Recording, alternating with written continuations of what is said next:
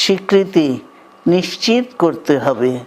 প্রতিটি পরিবারের সম্মানজনক পুনর্বাসন ও নিরাপদ ভবিষ্যৎ নিশ্চিত করতে হবে। প্রিয় দেশবাসী, আমাদের সামনে যে সুযোগ সৃষ্টি হয়েছে নতুন করে গণতান্ত্রিক ব্যবস্থাকে প্রাতিষ্ঠানিক রূপ দেওয়ার, তা আমাদের দ্রুত সম্পন্ন করতে হবে।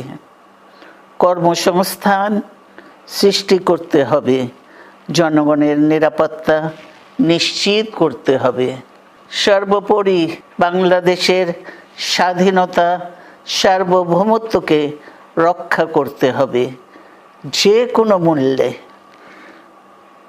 বীরের এই রক্তস্রোত, মায়ের অশ্রুধারা যেন বৃথা না যায়, তা নিশ্চিত করতে হবে। ঐক্য বজায় রাখতে হবে। আসুন আমরা সবাই মিলে শহীদ জিয়ার স্বপ্নকে বাস্তবায়িত করি কোটি মানুষের নতুন বাংলাদেশের নির্মাণের স্বপ্নকে। আল্লাহ হাফেজ। বাংলাদেশ জিন্দাবাদ।